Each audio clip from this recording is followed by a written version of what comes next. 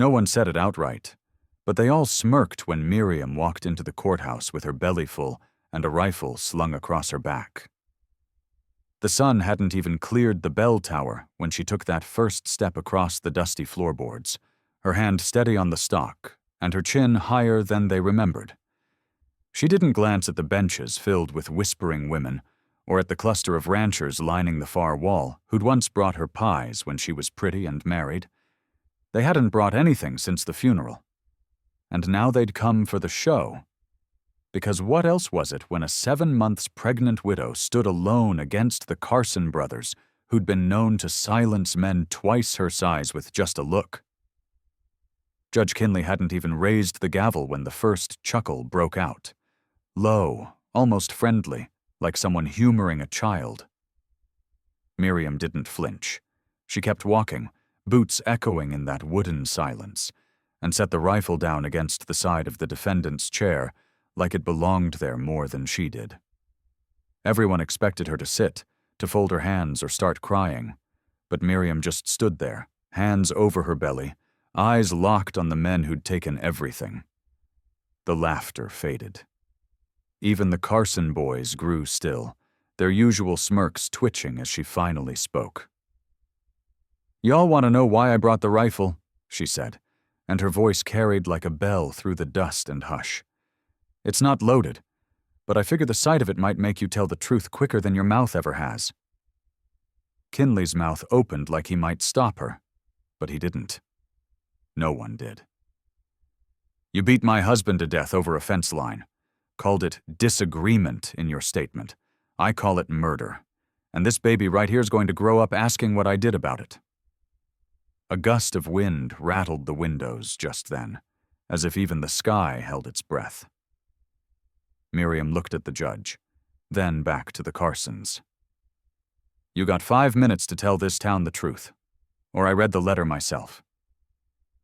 That's when the youngest Carson, Clay, turned pale.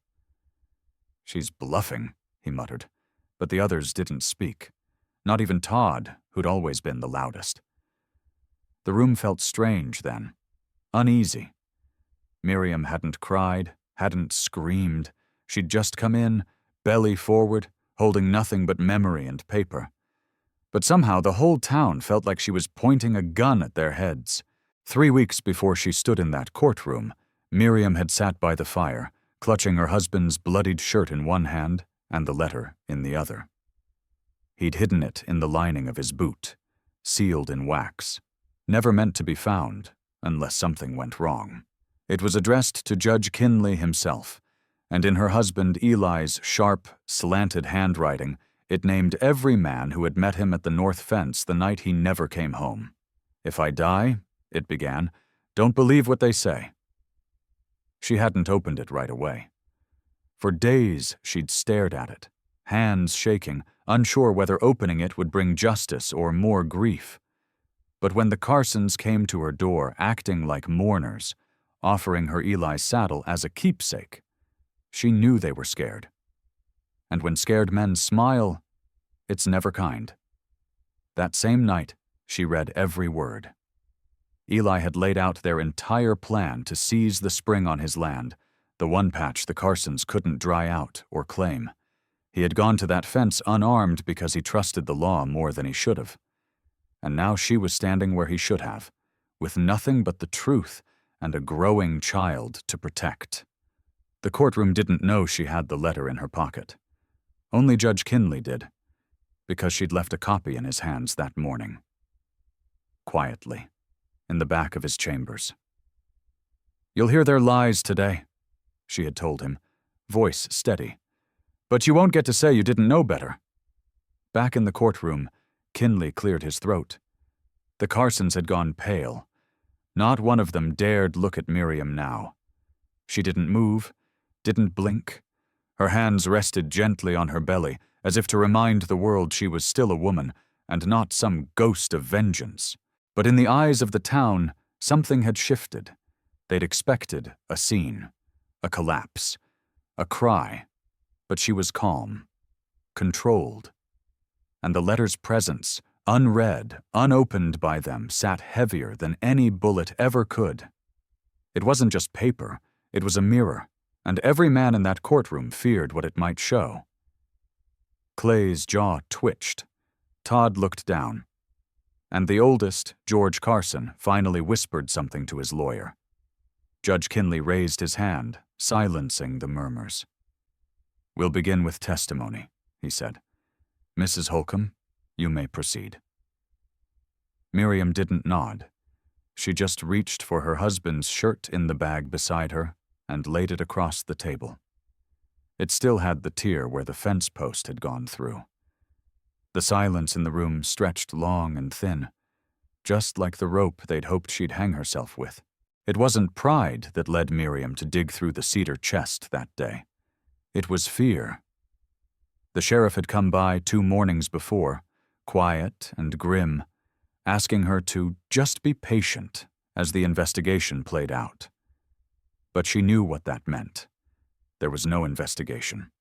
The Carsons had money, sway, and friends on the jury. Eli's death would be swept under the rug like the others. She remembered standing over the chest, pregnant belly brushing the edge, the scent of mothballs and wood oil rising up. Her hands hesitated over the folded linens, the silver cross from her wedding day, and finally, beneath it all, the long, wrapped cloth she hadn't touched since her father died. She unwrapped it slowly. The Winchester had once belonged to her mother, who rode with a wagon train doctor across Kansas. It had sat silent in their attic all through her girlhood, then in the chest since the day her father declared, "No need for that in a Christian home." But Miriam had never forgotten how her mother's hands looked holding it. Calm, steady, clean. She cradled the rifle now like a newborn, checked the chamber, felt the weight. It was heavier than she remembered. That same night, she stood in front of the mirror holding it, her reflection framed by the fireplace and the cradle behind her. Her belly curved round beneath the black mourning dress. Her shoulders were squared like Eli's had been when he went to the fence. She looked less like a widow and more like a reckoning. The town laughed when she walked into court that first day with the rifle slung across her back, even though it wasn't loaded. "Dramatic," someone whispered. "Poor thing's lost it," another muttered. The Carsons smirked, confident as ever, but she wasn't there to frighten anyone. The rifle wasn't for them. It was for her. A reminder she came from women who didn't beg for fairness. They took it. When the judge said, "Ma'am, that's not permitted," she didn't argue. She simply nodded, handed it to the bailiff, and said, "You can hold it for me until this is done." But the damage was done. Every eye was on her. Every whisper now wondered what she might do. And deep down, every man in that courtroom, including the ones who'd called her weak, now realized something they hadn't before.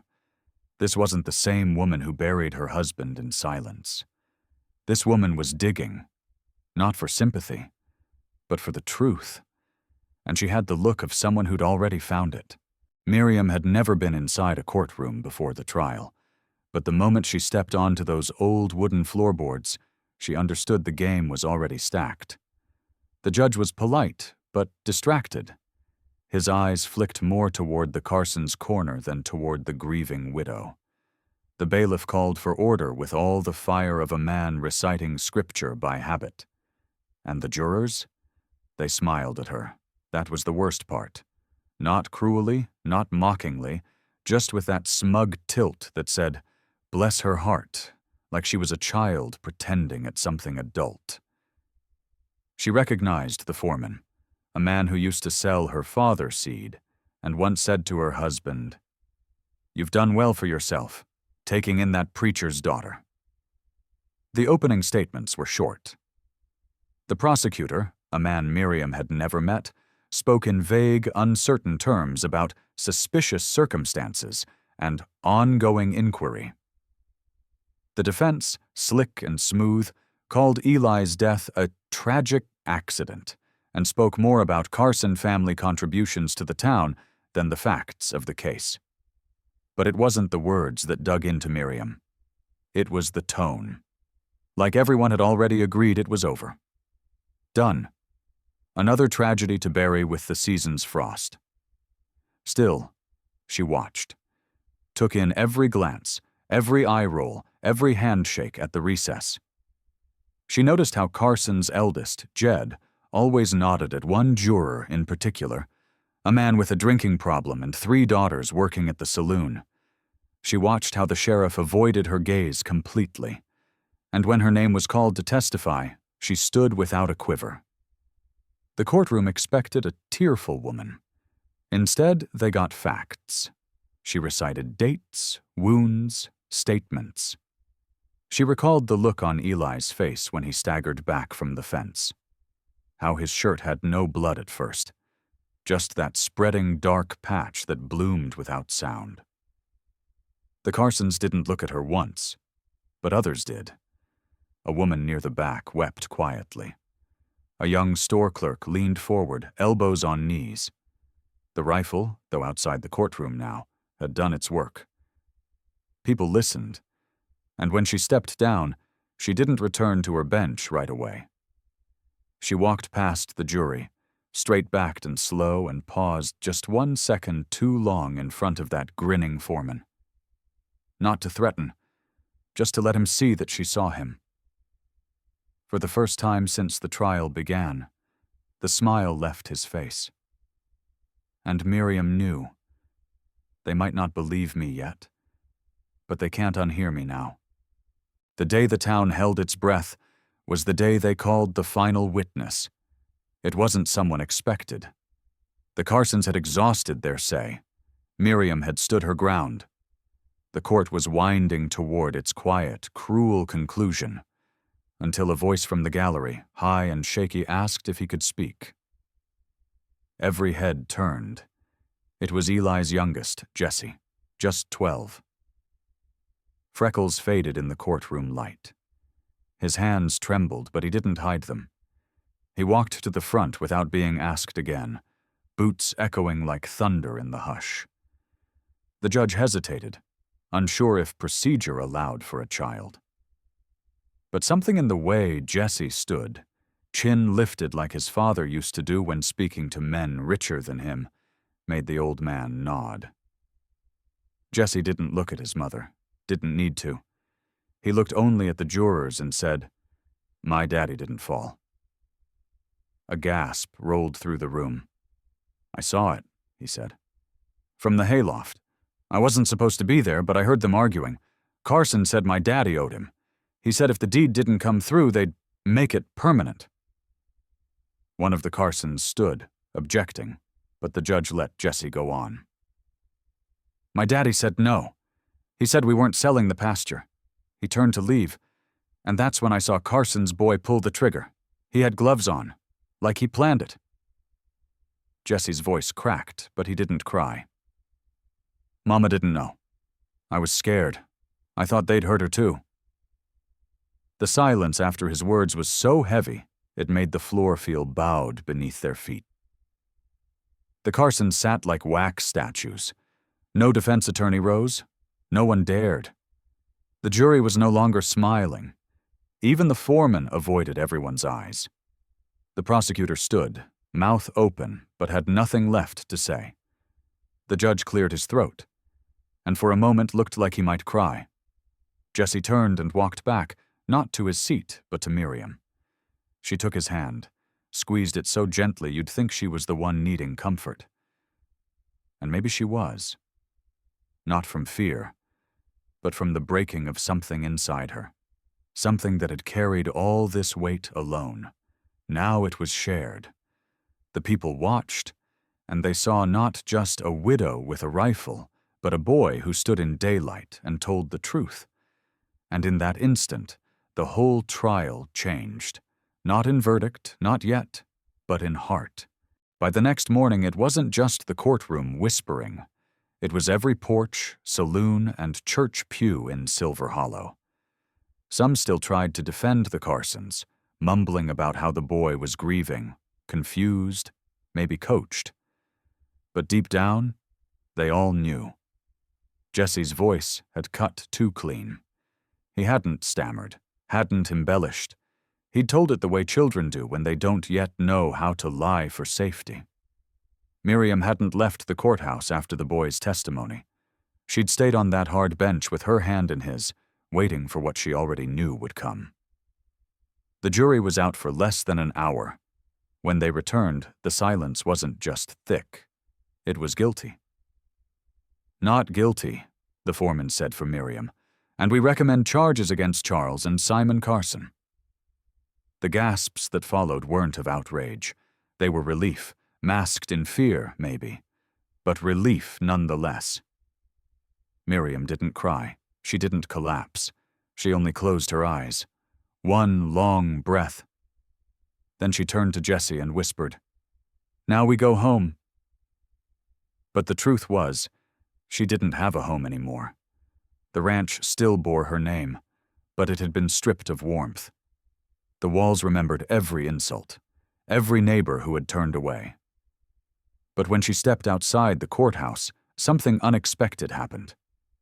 The blacksmith's wife stepped forward first, holding a warm loaf wrapped in cloth. She didn't speak, just offered it and stepped aside. Then came the schoolteacher, placing a hand on Jesse's shoulder. Then an old ranch hand who once worked for the Carsons but now looked ashamed of the badge on their barn.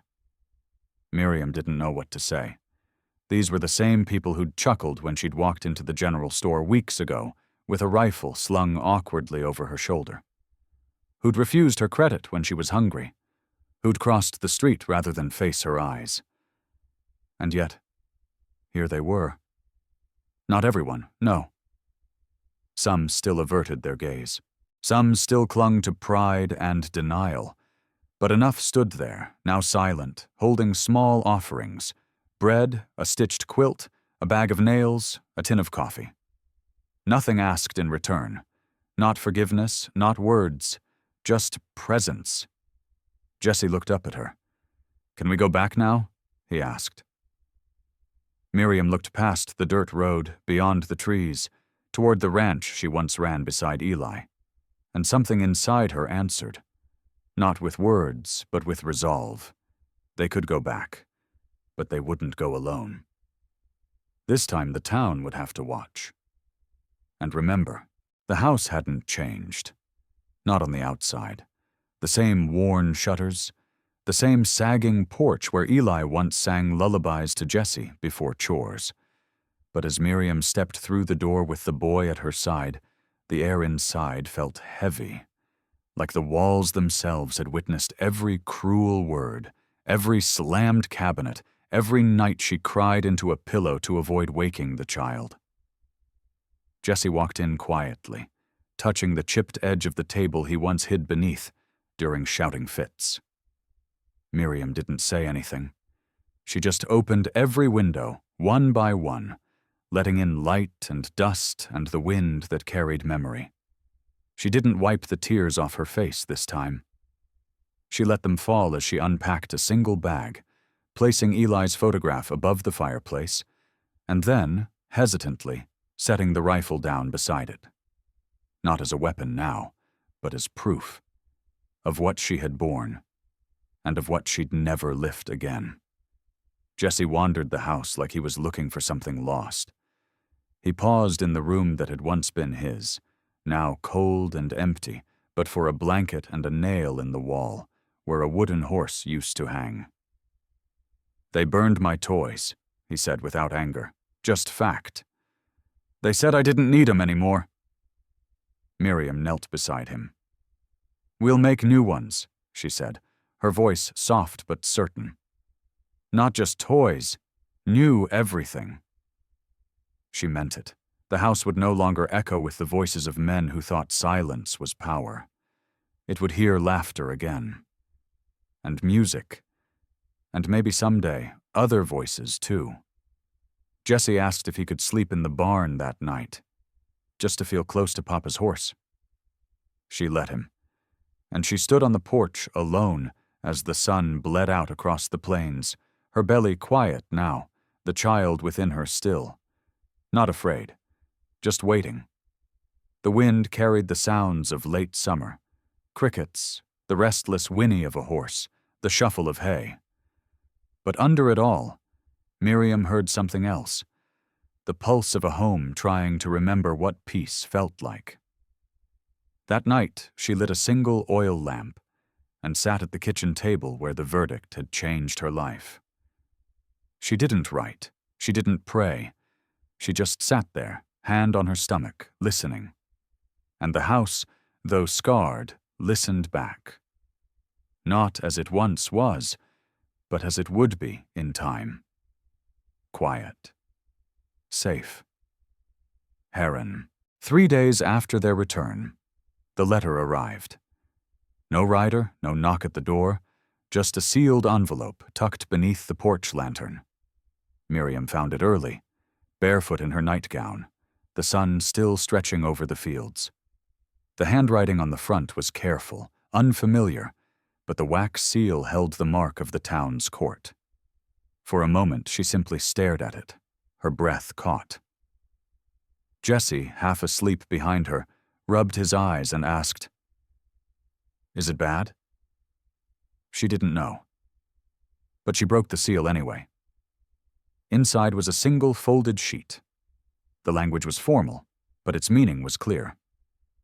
The town council had met privately after the verdict, not to overturn it, but to discuss the matter of compensation and honor.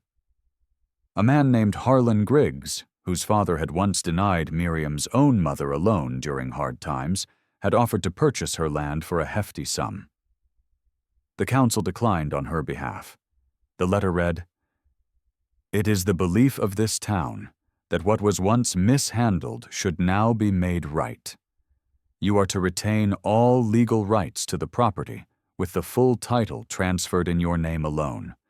Additionally, your child, once born, shall be granted community protection and educational rights reserved for landowning citizens." Jesse blinked slowly as she read it aloud. "Does that mean we can stay?"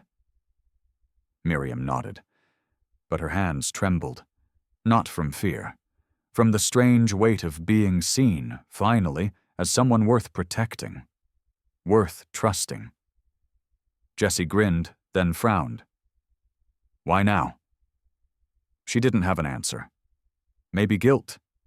Maybe pressure from those who'd stood to applaud at the courthouse. Or maybe, just maybe, the town had changed. A little. Because one woman had refused to disappear. She folded the letter, placed it on the table, then opened the back door and let the morning in. The sky was pale and endless, and for once, the wind didn't carry the sting of judgment, just the scent of ripe hay and something sweet baking far off. By afternoon, neighbors began to pass by. Some left jars of preserves. One old woman, who'd once turned her back when Miriam begged for work, left a quilt made of blue and yellow scraps. Jesse counted 12 gifts before sundown. None were asked for. None were spoken. Just quiet offerings left on the porch, each one saying, "We remember, we regret, we hope." That night Miriam stood at the window long after Jesse slept. She whispered one word to the growing life within her. Home. And for the first time, it felt true. The next morning, Miriam woke not to silence, but to the creak of the gate and soft footsteps on the porch. She reached for the curtain slowly, heart steady now, not with fear, but with expectation. And there they were, a line of them.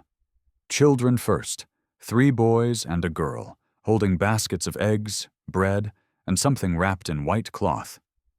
Behind them, a young widow she'd once seen at the well but never spoken to, a rancher with a crooked hat, a blacksmith's daughter. One by one they came forward, not with apologies, not with grand speeches, but with use, tools, books, cloth, nails, a pail of milk. Jesse ran to the door and opened it wide. "Mama, they're here again," he called, and Miriam didn't correct him.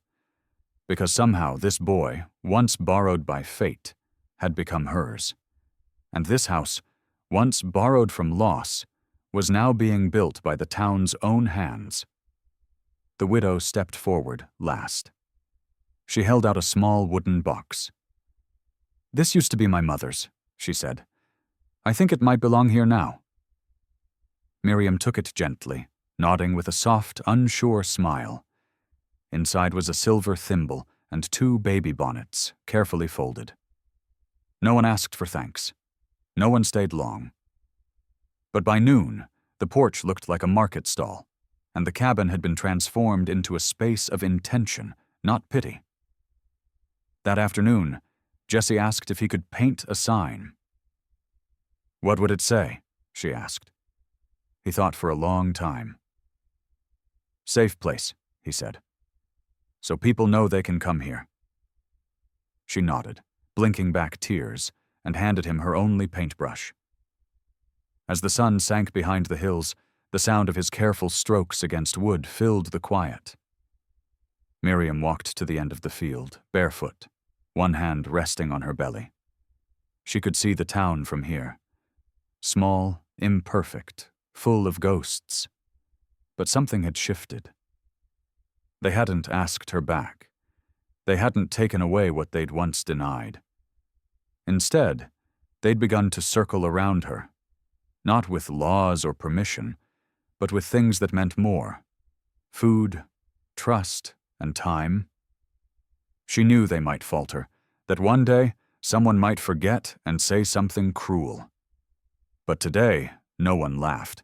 Today, the porch didn't stay empty.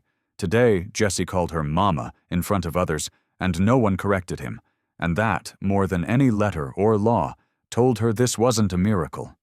It was a beginning. One made not with a rifle or a verdict, but with hands. Many hands. And hearts, slowly learning to beat together. The courthouse doors never reopened for Miriam. She never asked them to. She never filed a second appeal or pressed for compensation. The rifle she'd carried sat untouched above the hearth, not as a threat, but as memory. Of the moment when no one else stood, so she had to. Spring came slow that year. The thaw revealed old damage in the field and sprouted strange new things in the soil. Wildflowers where the wind had once swept everything bare. Jesse began carving wooden animals for the baby and left them in a neat row by the cradle. Every evening, he'd sit beside Miriam and ask if he could feel the kicks, his small hand reverent on her belly. She began writing again, not for petitions, but stories. About women who weren't weak just because they bent.